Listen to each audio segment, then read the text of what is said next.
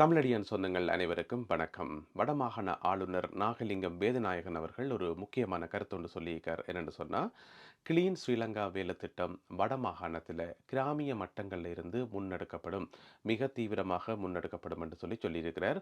இன்றைக்கு பார்த்தீங்கன்னு சொன்னா, ஜனவரி மாதம் 10ஆம் தேதி வெள்ளிக்கிழமை பருத்தித்துறை பொதுச்சந்தை திறந்து வைக்கப்பட்டது. அதை திறந்து வச்சு உரையாற்றிக்குள்ளதான் நாகலிங்கம் வேதநாயகன் அவர்கள் இந்த கருத்தை சொல்லியிருக்கார். என்னென்னு சொன்னா, இந்த கிளீன் ஸ்ரீலங்கா வேலை திட்டம் சம்பந்தமாக நிறைய பிழையான கருத்துக்கள் பரவி கொண்டிருக்குது. நிறைய பேர் அதை விஷயம் விளங்கிக் கொள்ளாமல் அதை எதிர்த்து கொண்டிருக்கணும், அல்லது சமூக வலைத்தளங்களில் அதை பற்றி கேலி கிண்டல் நக்கல் நையாண்டி இந்த மாதிரியான விஷயங்கள் போய்க்கொண்டிருக்குது. ஆனால் கிளீன் ஸ்ரீலங்கா வேலை திட்டத்துக்கு பின்னால் உண்மையிலேயே என்ன இருக்குது, அது பயன்மிக்கதா என்றதை நாங்கள் ஒருக்கா பார்க்க வேண்டி இருக்குது. அதே நேரம் இன்னும் ஒரு முக்கியமான கருத்தொன்று நான் பார்த்தேன். அரசாங்கம் கிளீன் ஸ்ரீலங்கா இந்த மாதிரியான வேலை திட்டங்களில் கவனம் செலுத்துது தானே. எனவே இவர்களுடைய போக்கை பார்த்தா இதில் தான் கவனம் செலுத்துவினம் போல கிடக்குது, அரசியல் தீர்வு விஷயத்தில் அப்படியே கையை விட போயினம் போல கிடக்குன்னு சொல்லி ஒரு கருத்தொன்று பார்த்தேன். அப்போ அது உண்மையா? உண்மையிலேயே அரசாங்கம் அரசியல் தீர்வுன்றதை ஒன்றை விட்டுட்டு வேற வேற விஷயங்களில் கவனம் செலுத்துதா? இந்த மாதிரி கிளீன் ஸ்ரீலங்கா, டிஜிட்டல் ஸ்ரீலங்கான்னு சொல்லி அப்படியே போய்கொண்டிருக்க போதான்னு பார்த்தோம்னு சொன்னால், இதுக்கு பின்னால் சில முக்கியமான விஷயங்கள் இருக்குது. அதைத்தான் இந்த காணொலியில் சுருக்கமாக பார்க்க போகிறோம். என்னென்னு சொன்னால், இப்போ கிளீன் ஸ்ரீலங்கா திட்டமாக இருக்கட்டும், அல்லது இதுக்கு பிறகு இதை விட பயங்கரமாக முன்னெடுக்கப்பட இருக்கின்ற டிஜிட்டல் ஸ்ரீலங்கா திட்டமாக இருக்கட்டும், எல்லாமே அரசியல் தீர்வுக்கான ஒரு அத்திவாரம் தான். நாங்கள் நல்லா யோசிச்சு பார்த்தோம்னு சொன்னால், இதுக்கு முதல் ஆட்சியில் இருந்த மஹிந்த ராஜபக்ஷவுக்கோ கோத்தபாய ராஜபக்ஷவுக்கோ ஏனைய ஜனாதிபதிகளுக்கோ அவையின் நாட்டில் ஒரு அக்கறை இருந்ததா? உண்மையான ஒரு அக்கறை இருந்ததா? உண்மையா நாட்டை நல்ல விதமாக கட்டி எழுப்பணும், லஞ்ச ஊழலை ஒழிக்கணும் என்று சொல்லி உண்மையான ஒரு அக்கறை இருந்ததா இல்லையா? இல்ல. அவர்கள் தங்களுடைய குடும்பத்தையும், தங்களுடைய சொந்தக்காரர்களையும், தங்களுடைய சொத்துக்களையும் பெருப்பிக்கிறதுக்கு எந்த எல்லை வரைக்கும் போனவே தானே. எனவே அப்படி இருக்கிற ஆட்கள் தன்னுடைய நாட்டையே நேசிக்காத ஒரு ஆள் தன்னுடைய நாட்டு குடிமக்கள், தன்னுடைய சிங்கள மக்கள் என்று வைப்போமே, தன்னுடைய சிங்கள மக்கள் நல்லா இருக்கணும் என்று சொல்லியே நினைக்காத ஒரு ஜனாதிபதி எப்படி தமிழாக்கள் நல்லா இருக்கணும்னு நினைப்பார்? எப்படி நாட்டில் இருக்கிற ஏனைய சிறுபான்மையின மக்கள் நல்லா இருக்கணும், அவர்களுக்கு தீர்வு கொடுக்கணும் எப்படி நினைப்பார்? நிற்கவே மாட்டார். ஆனால் இப்போ இருக்கிற ஜனாதிபதி நாட்டை வளப்படுத்தணும், நாடை சர்வதேச நாடு மாதிரி கொன்றோணும், பெரிய அளவில் கொன்றோணும், எல்லாருடைய வாழ்க்கையை மேம்படணும் என்று சொல்லி அங்கிருந்து ஆரம்பிக்கிறார். சுருக்கமாக சொல்ல போனால், ஜனாதிபதி அனுரகுமார திசாநாயக்கா ஒரு கண்ணாடியில் வீடு கட்டுறார். எனவே கண்ணாடியில் வீடு கட்டுற ஆக்கள் மற்றாக்களுக்கு மேலே கல்லறிவினமோ இல்ல. அவியல் கவனமா தான் இருப்பினம். தங்களுடைய வீட பத்திரமா பாதுகாக்கத்தான் நிற்பினம். எனவே அப்படிப்பட்ட ஆட்கள் தான் ஏனைய இனங்களுக்கான தீர்வையும் கொடுக்கறதுக்கு முன்வருவினம். ஏனென்று சொன்னா, கிளீன் ஸ்ரீலங்கா வேலை திட்டமாக இருக்கலாம், அல்லது டிஜிட்டல் ஸ்ரீலங்கா வேலை திட்டமாக இருக்கலாம், அல்லது அழகான ஒரு இலங்கையை உருவாக்குவோம் என்று சொல்லி அமைதியான ஒரு இலங்கையை உருவாக்குவோம் என்று சொல்லும்போது, நாட்டில் இருக்கக்கூடிய எல்லா பிரச்சனைகளும் தான் தீர்க்கணும். பஸ் வழியே பூட்டப்பட்டிருக்கிற எக்ஸ்ட்ரா ஃபிட்டிங்ல இருந்து எல்லா விதமான பிரச்சனைகளும் தீர்க்கணும் என்று சொன்னா, ஜனாதிபதி கட்டாயம் இனப்பிரச்சனையும் தீர்ப்பார். அதுக்குரிய நடவடிக்கைகளை கட்டாயம் அவரே எடுப்பார். யாருமே சொல்லாமல், யாருமே கேட்காமலே அவரே அதற்கான முயற்சிகளை எடுப்பார் என்றுதான் மறக்க முடியாத உண்மை. ஏனென்று சொன்னால், அதை பல தடவை அவர் மேடைகளில் பேசியிருக்கிறார். நிறைய தரம் அதை உறுதிப்படுத்தியிருக்கார். ஏனென்று சொன்னால், சரியான ஒரு அரசியல் தீர்வு, சரியான ஒரு எல்லா இனங்களுக்கும் ஏற்றுக்கொள்ளக்கூடிய ஒரு அரசியல் அமைப்பை உருவாக்காமல் நாட்டை கட்டியெழுப்ப முடியாது. இப்போ ஜனாதிபதி அனுரகுமார திசாநாயக்காவுக்கு நாட்டில் மேல அக்கறையே இல்லை, லஞ்ச ஊழல் செய்து மற்ற ஜனாதிபதிகள் மாதிரி இருந்தா அவர்கிட்ட இருந்து நீங்க எதையுமே எதிர்பார்க்க மாட்டீங்கள். எனவே கிளீன் ஸ்ரீலங்கா வேலை திட்டத்தை முன்னெடுக்கிறதாலேயோ, டிஜிட்டல் ஸ்ரீலங்கா வேலை திட்டத்தை முன்னெடுக்கிறதாலேயோ அரசியல் தீர்வு விஷயத்துல இருந்து ஜனாதிபதி பின்வாங்கி போறார் என்று சொல்லி அர்த்தம் கிடையாது.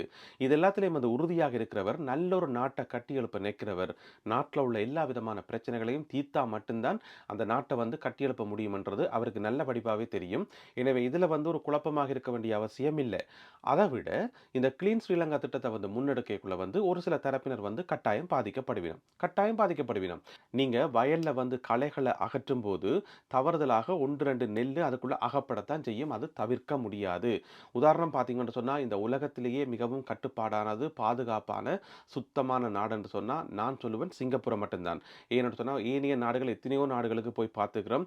அந்த மாதிரி ஒரு சுத்தமும், அந்த மாதிரி ஒரு கட்டுப்பாடும் பாதுகாப்பும் வேறு எங்குமே நான் பார்த்ததில்லை. வேறு எங்குமே அமெரிக்காலேயோ, பிரித்தானியோ, பிரான்ஸ்லேயோ ஜெர்மன்லயோ வேறு எங்குமே நான் பார்த்ததில்ல.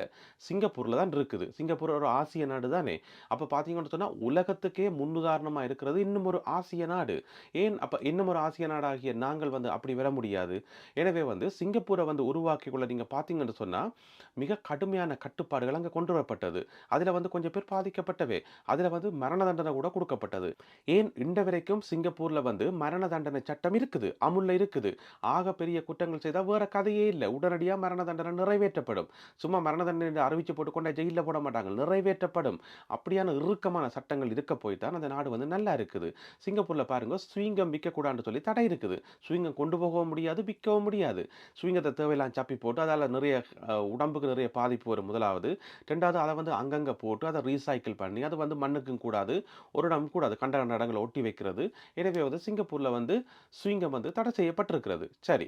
ரோட்ல வந்து துப்பக்கூடாது. துப்பினா வந்து ஃபைன் கட்டணும். ரோட்ட வந்து கண்டபடி கிராஸ் பண்ணிறாது. கிராஸ் பண்ணா ஃபைன் கட்டணும். ரோட்ல வந்து குப்பை போடலாது. குப்பை போட்டா ஃபைன் கட்டணும். அப்ப நிறைய ஃபைன் கட்டணும்னு அப்ப நாங்க யோசிப்போம் என்னடா எல்லாத்துக்கும் ஃபைனா இருக்குது. எல்லாத்துக்கும் ஃபைனா இருக்குது.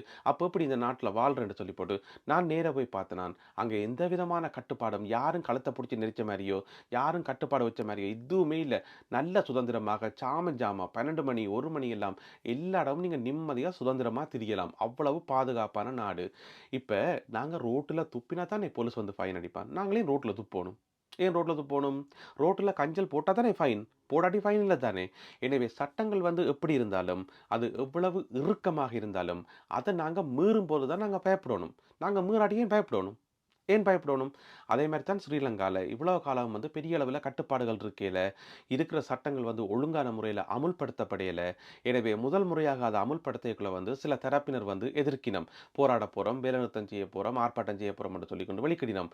அதுல வந்து ஒரு பிரயோசனமும் இல்ல. இப்படியான இடைஞ்சல்கள் இருக்கத்தான் செய்யும்.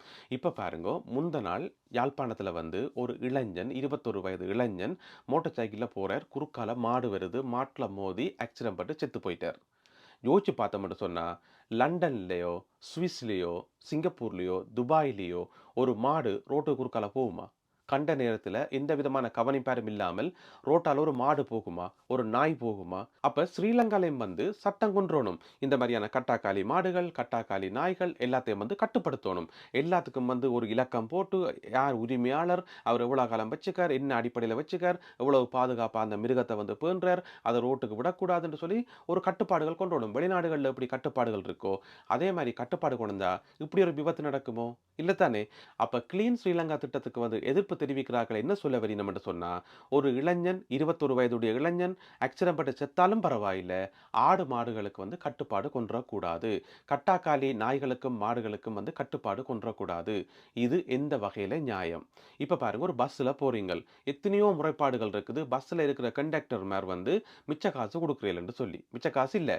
சில கடைகளுக்கு போய் பொருட்கள் வாங்கினா மிச்ச காசு இல்ல. மிச்ச காசு குடுக்குறீல. இது என்ன திட்டம்?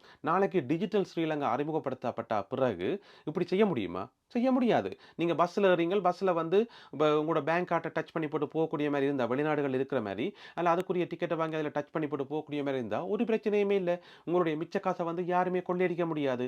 அதே மாரி நீங்கள் ஒரு கடைக்கு போய் சாமான் வேண்டியக்குள்ள எல்லா இடமும் இலங்கைன்ற எல்லா மூல முடுக்குலயும் வந்து வெளிநாடுகள்ல இருக்கிற மாரி, நீங்கள் கார்ட்டால பே பண்ற சிஸ்டம், Apple Payயாலயோ, Google Payயாலயோ பே பண்ற சிஸ்டம் வந்தால், யோசிச்சு பாருங்க. உங்களோட மிச்ச காச வந்து யாராவது கொள்ளையடிக்க முடியுமா?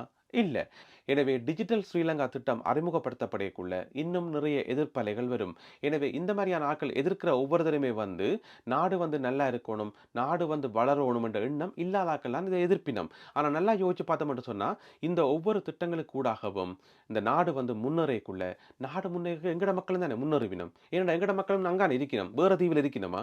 என்ன இந்து மகா சமுத்திரத்துல இலங்கையை விட வேற தீவில் இருக்கணும் எங்கட மக்கள் இல்ல தானே? அந்த இலங்கை என்ற தீவுக்குள்ளான இருக்கணும். எனவே அந்த நாடு முன்னேறக்கு எங்களுடைய மக்களுடைய வாழ்க்கையும் தானே முன்னேறும். எனவே நாட்டினுடைய வளர்ச்சி வந்து அவசியமானது. எனவே நாட்டினுடைய மற்ற வளர்ச்சிகள்ல வந்து அவதானம் செலுத்துற ஜனாதிபதி அரசியல் தீர்வு திட்டத்தை தரமாட்டார், அல்லது அதுக்கு பின்னடிப்பார், அல்லது அதை ஒத்தி வைக்கிறதுக்கு தான் இதை செய்கிறார் என்று சொல்றது வந்து ஏற்றுக்கொள்ள முடியாதது. நீங்க யோசிச்சு பார்த்த மட்டும் சொன்னா, இலங்கையில வந்து 76 வருஷமாக இவங்களை திருத்தவே இயலாது. நாங்கள் வந்து பொதுவாக எங்களை பற்றியும் எங்களை சார்ந்திருக்கிற விஷயங்களை பற்றியும் தான் நாங்க பொதுவாக யோசிப்போம். ஆனா அங்கால பாத்தீங்கன்னு சொன்னா திருத்தவே முடியாத பெரிய ஒரு கூட்டம் ஒன்று இருக்குது. பெரிய ஒரு கூட்டம் இருக்குது. போகுது. காலங்காலமா லஞ்சம், ஊழல்ல ஊறி போய் முறைகேடுகள், பாதாள உலக குழுக்கள், கொள்ளையல் என்று சொல்லி சின்ன சின்ன விஷயத்துக்கு எதிர்க்கிறது, சின்ன சின்ன விஷயத்துக்கு போராடுறது என்று சொல்லி ஒரு பெரிய குரூப் ஆஃப் பீப்பிள வந்து சமாளிக்க வேண்டி கிடக்குது. எனவே அவர்கள் எல்லாத்தையும் சேர்த்து சமாளிச்சு கிளீன் ஸ்ரீலங்கா திட்டத்த முன்னெடுத்து ஒரு நிலைமைக்கு வரது கொஞ்ச நாள் எடுக்கும். எனவே நான் திரும்பவும் சொல்றேன், இப்ப இருக்கிற ஜனாதிபதி அனுரகுமார திஸ்ஸாநாயக்க அவர்கள் கண்ணாடியில ஒரு வீடு கட்டிக் கொண்டிருக்கிறார். அந்த கண்ணாடி வீட்ல வந்து யாரும் கல்லெறியறத அவர் விரும்ப மாட்டார். அந்த கண்ணாடி வீட்டுக்கு ஒரு பாதிப்பு வாரத அவர் விரும்ப மாட்டார். எனவே நாட்டில இருக்கக்கூடிய எல்லா விதமான பிரச்சனைகளையும், இனப்பிரச்சனை உள்ளிட்ட எல்லா பிரச்சனைகளையும் தீர்த்து வைக்கத்தான் அவர் விரும்புவார். அதுக்கான ஒரு வேலை திட்டத்தோட தான் அவர் களத்தில இறங்கியிருக்கிறார். நாட்டு மேல அக்கறை இல்லாத மஹிந்த ராஜபக்சவோ, கோத்தபாய ராஜபக்சவோ மற்ற ஜனாதிபதிகளாக இருந்தா, அவை என்ன சொல்லிவினம், "எங்கட மக்கள்லயே எனக்கு அக்கறை இல்ல. உங்களையே நான் அக்கறைப்படணும். நீங்கள் யார்?" என்று தான் கேட்பினம். ஓம் தானே?